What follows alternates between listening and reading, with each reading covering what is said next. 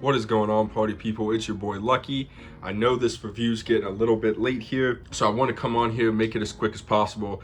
I promise I'll get the episode 7 and 8 out as quick as possible for The Boys season 4, but this is episode 6 review of The Boys. So this is spoilers, and I want to make sure that I preface this, so if you haven't seen it, you probably already have, but if you haven't, go back, watch episode 6 before watching this review. And if you like nerdy content just like this, remember to like, comment, and subscribe for more. First things first, when we get down to this episode, and this is going to be very quick, I was not the biggest fan of it. Obviously, Hughie going undercover as Web Weaver was really cool. The dynamic of Tek-Knight being one of his favorite heroes growing up was neat.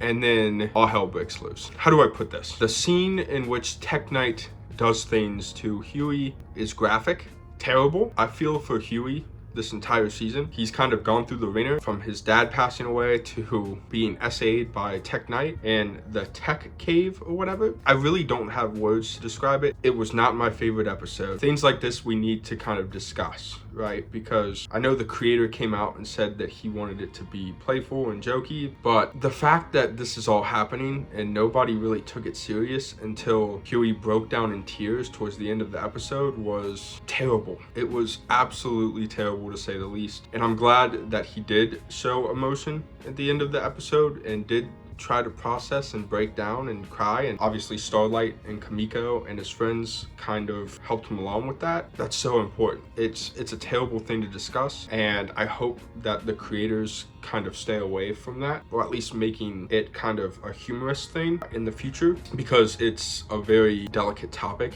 and to be painted in that light, it can be rough. So shout out to Hughie. He deserves the kindest of endings out of any character once this series wraps. The second thing I would like to talk about, and this is more on a lighter note, is A-Train's redemption arc.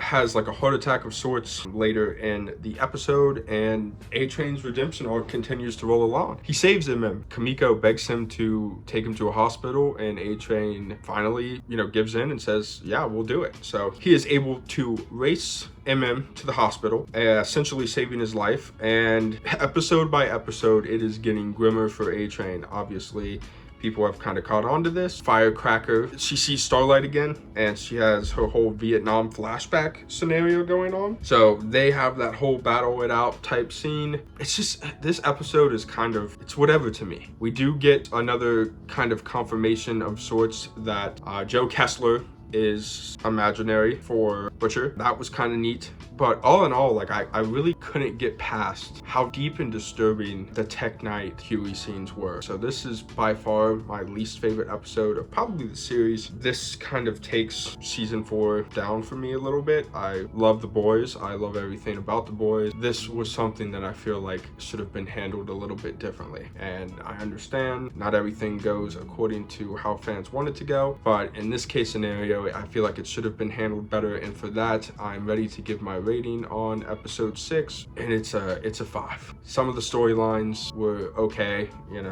like I said, I was feeling it when he got dressed up in the Web Weaver outfit. Obviously shout out Spider-Man. They discussed how Tek-Knight was one of his favorite heroes. It's just, once you dive into that and you treat it the way in which it was handled, you can't go back. And obviously, there's the whole thing with Tek-Knight started to get, not curious, but he started to catch on that Web Weaver necessarily wasn't Web Weaver, and he asked Hughie for the safe word. Obviously Hughie didn't know it, so he unmasks him and it's Hughie, and it's even worse. You know what I mean? Like, I can gain the approval of Homelander, and I can also do what he does best, and that is be an evil, terrible person. And another thing is like Black Noir once again is underutilized, and this kind of discussion that I'm having as well ties into a little bit of another gripe that I have with the show currently, is that, so they killed off Black Noir last season, the end of season 3, and then they bring him back, and he is a talkative guy, and it makes sense, right? Like, you're doing something different with the character altogether. He's clearly not a clone of Homelander. He's trying to impress, he's trying to make a name for himself, and every other member of the 7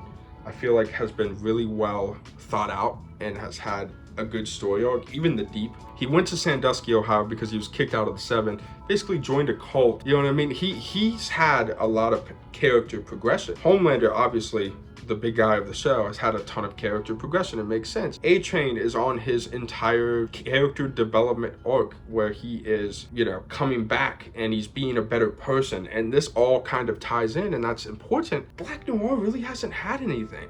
Like we got the one episode explaining his backstory and why he hated Soldier Boy so much. Then as soon as we thought we were gonna get something big out of him, he passed away, and he was brought back this season. And I just hope for more for his character. That's the only other gripe that I have. In saying that, man, I'm ready for episode 7. I'm excited for episode 7. I'll get that out to you guys as soon as possible. I gotta get out of here, guys, but I will have episode 7 up ASAP. Have a good one.